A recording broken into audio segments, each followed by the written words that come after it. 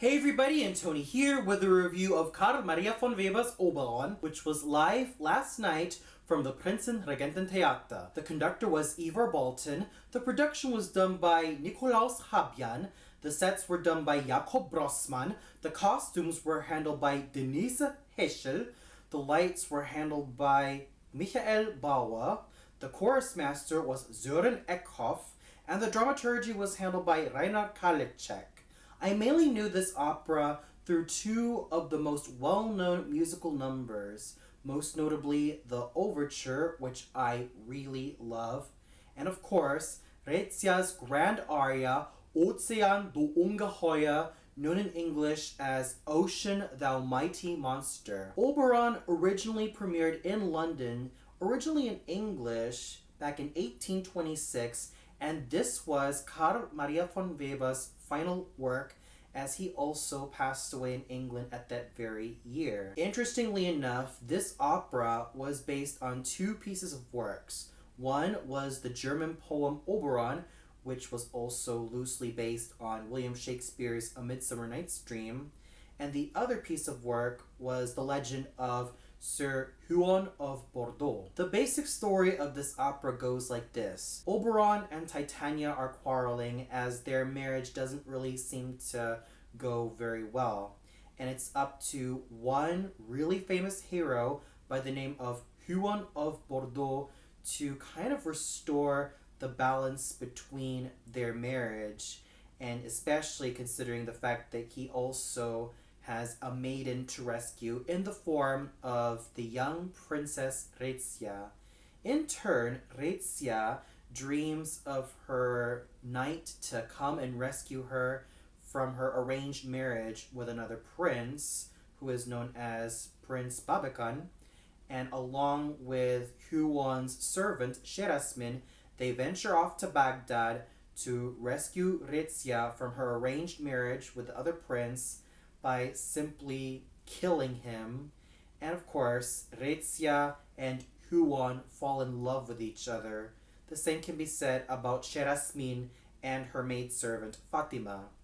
The spirit, Puck, who is also Oberon's servant, sends a huge storm to set off after the couples, which then leave Huon and Rezia to be stranded on an island where Rezia sings her most famous aria, Ozean du Ungeheuer. Rezia is then kidnapped by pirates in order to be taken to the Caliph, which then leads Huon to be determined once again to rescue Rezia. He finds Rezia in the Caliph's palace. He rescues her, but the Caliph almost wants to condemn both Huon and Rezia to death, well, mostly Rezia, for betraying him. That is until Oberon comes to Huon's and Rezia's aid through Huon's magic horn, as they are transported into the fairy kingdom, where both Huon and Rezia, and of course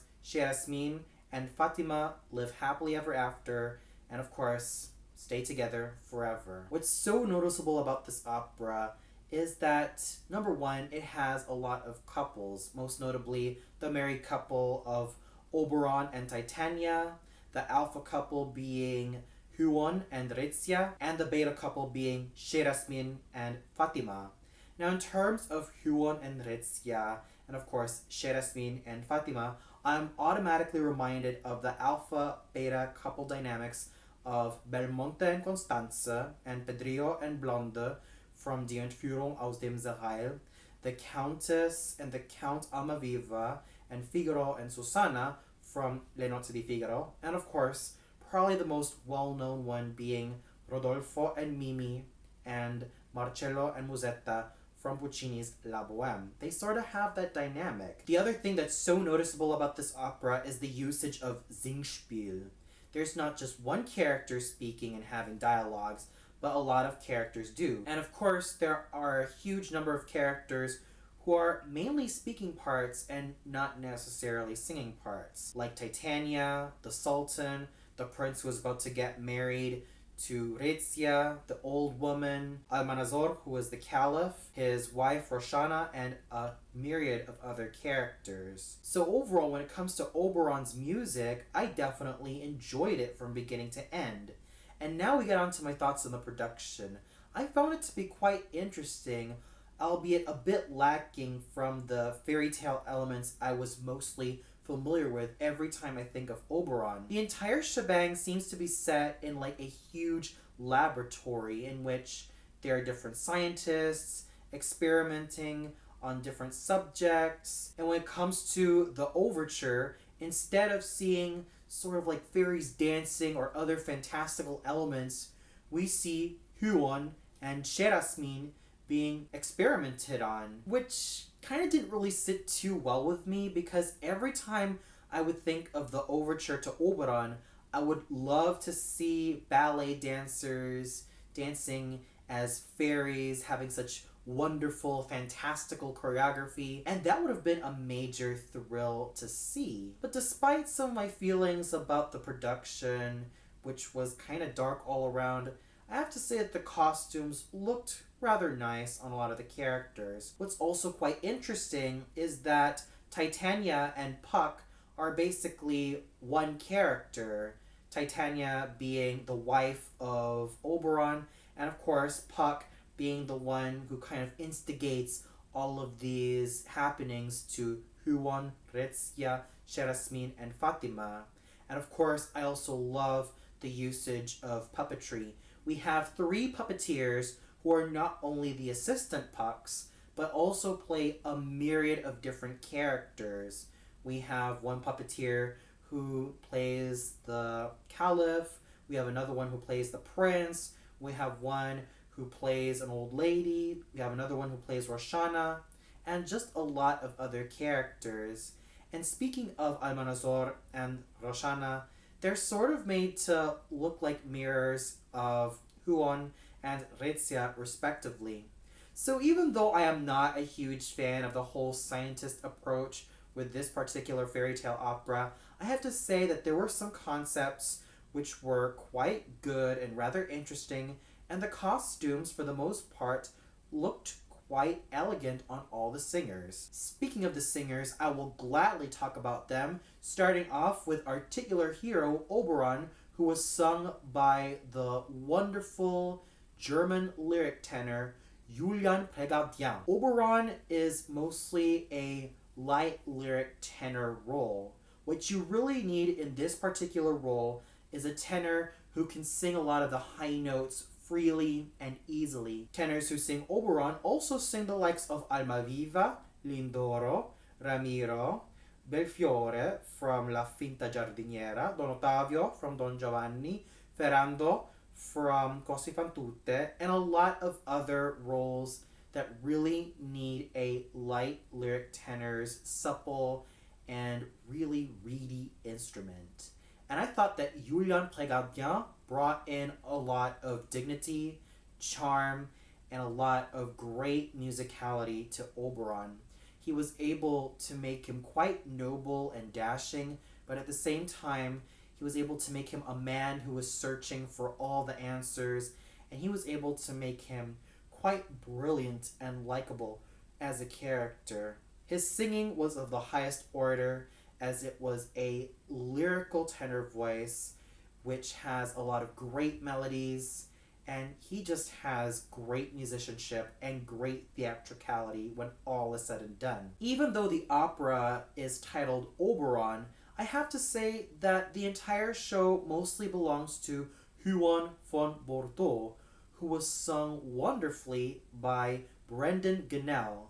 Now, as opposed to Oberon's more light lyric tenor voice, Huon's is slightly heavier, though it still calls for a lot of lyrical singing. It's basically using Fernando's from La Favorita's lyricism with Fro's spinto-y tones and even the more dramatic singing of a Cavaradossi to make this role come alive.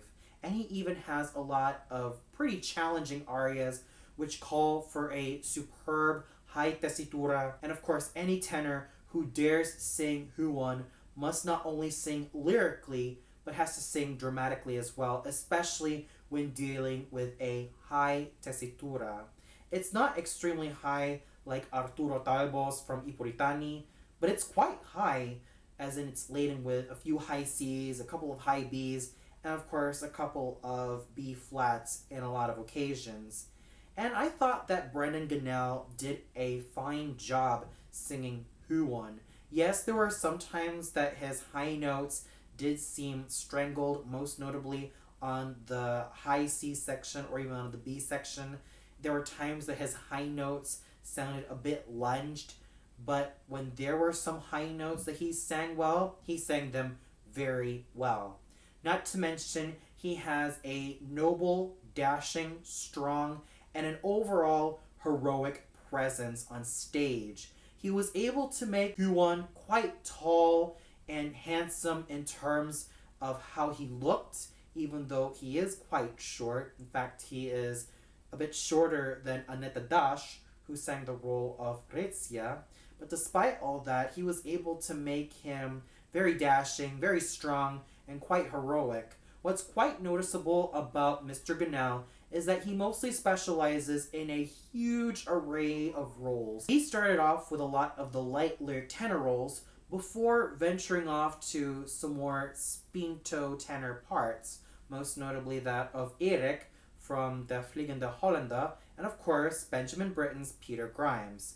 So even though Brendan Gannell did have a few caveats on some of the high notes, I thought that his characterization, his musicality, and of course his endurance were in their absolute best, as he was able to bring out the best out of this heroic character. Annette Dash was a solid Rezia.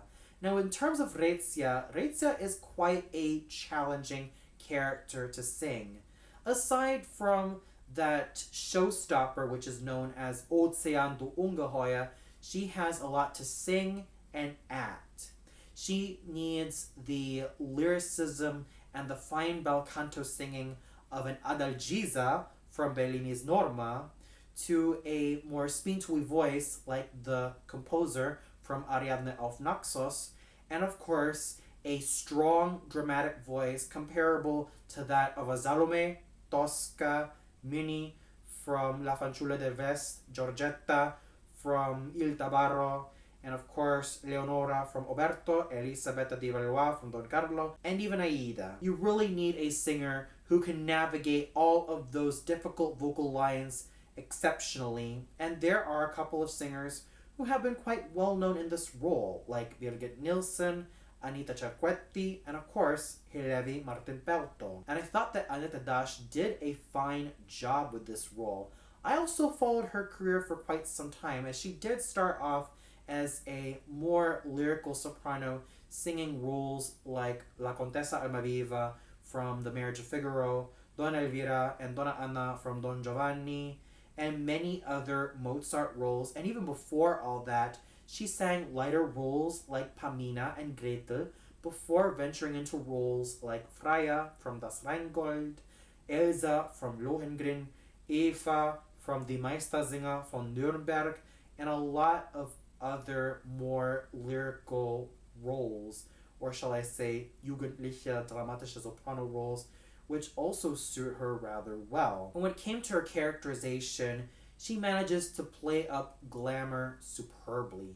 She is a lovely figure on stage, and she was able to bring in Rezia's gorgeous personality, combine it with a strong, fearless, and independent one, and she was able to make her a complete woman. She was able to make Rezia quite strong and independent, but at the same time tender towards the likes of Huon. Then we also have the beta couple of Sherasmin and Fatima.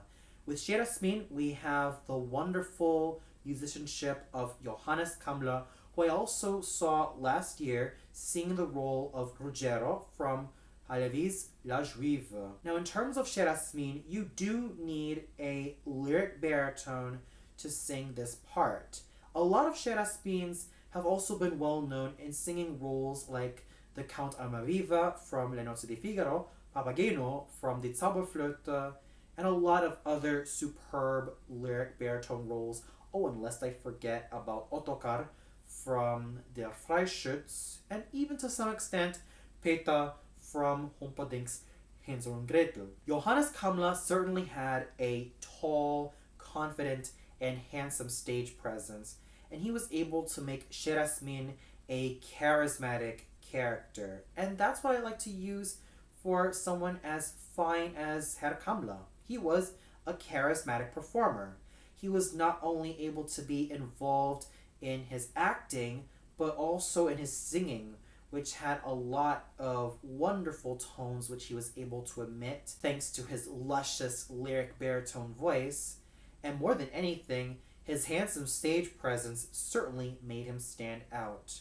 In terms of Rachel Wilson as Fatima, I thought she was absolutely wonderful.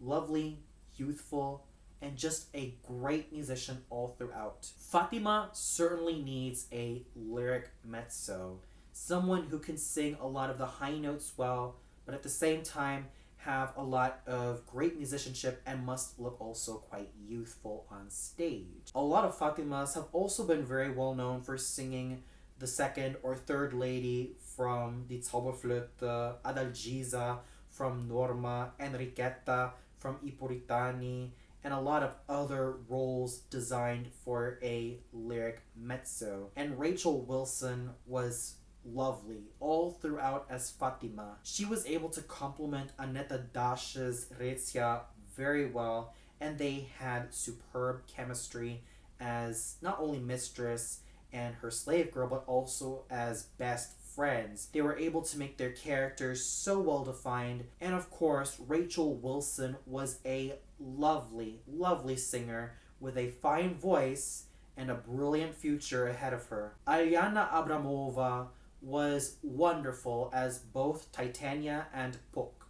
In terms of Puck, what you really need for this particular character is a mezzo-soprano who mostly specializes in not only the entravesti roles, but a lot of roles in either the lyric mezzo or the lyric contralto repertoire. A lot of Pucks have also been very well known in singing the likes of Smeton from Donizetti's Anna Bolena, one of the Rhine maidens, most specifically Flosilda, one of the Valkyries, most specifically the likes of either Sigrunne, Grimgerda, or even Rosweisse, or even Waltraute. And there are times that a lot of Pucks have also ventured into more dramatic roles much later in their careers. One of the most well-known singers to start out in this role was Margareta Matsunawa. She started out with Puck in the early years of her career before venturing on to roles like Ortrud, Brunhilde, Kundry, Fricka, Brangena, and Isolde. And I thought that Alyona Abramova was a superb young dramatic mezzo. She certainly has a brilliant future ahead of her. I can definitely tell because listening to her voice, she does sound like she could conquer a lot of roles in either the dramatic mezzo or the dramatic mezzo contralto repertoire. Maybe she might end up singing roles like Marfa from Kovanshina, or maybe even Carmen. I'm sure that she's already sang Carmen before, and maybe she might have also sung one of Dalila's arias, and maybe she might end up essaying the role in the very future. Who knows? It's safe to say that Miss Abramova certainly has a brilliant future ahead of her, and I would love to see her in a lot more roles. Then we also have Anna El Kashem's brilliantly sung Mermaid. And what you need in this role, even though it's quite small, is mostly a light soprano. You basically need someone who can specialize in a lot of these ingenue characters, and even though it's not really a high singer like that of Olympia or the Fiaccramilli or even that of Zerbinetta, she still calls for a lovely voice with a lovely stage presence and of course superb musicianship. And I thought that Anna El Kashem's voice and stage presence were absolutely gorgeous. This is the type of soprano who seems quite ideal for singing a lot of these delicious soubrette-ish roles, and I can definitely tell that Ana El Kashem, though she's still quite young, certainly has a fine future in singing a lot of the light lyric soprano roles. I would really love to see her career grow and grow because she is still quite young, and I'm sure that in a few years' time, she will definitely make it to the top. We even had such superb acting from the likes of Manuela Linsheim, Daniel František Kamen, and Sebastian Mock, who did their roles well as the puppeteers, portraying all of these different characters. So, overall, the singing was really great all around, not only from the major players, but also from the minor players as well. And I can definitely tell that in terms of having singers like Alyona Abramova and even Ana El Kashem, singers like those definitely have great futures ahead of them, and there is just a lot to look forward to. And the conducting done by Ivor Bolton was well done. It had nuance, it had charm, and he certainly knew how to lead the orchestra and chorus very well. So, overall, even though there were some moments in the production that I was not completely a fan of, I have to say that in terms of the singing, the conducting, the orchestra, and chorus, everyone was a true pro. And for those of you who caught this particular production of Karl Maria von Weber's Oberon live from the Prinzenregententheater, what did you think of it? Did you really like the production and the singers? Was there a singer who stood out to you so much because of his or her musicianship or acting or both? Or did you feel like the entire thing just didn't really hold up too well? Comment below and let me know. Well, that's all for now. Be sure to tune in tomorrow evening where I review Bizet's Carmen live from the Terme di Caracalla. So until then, have a great evening, everybody, and have a great summer.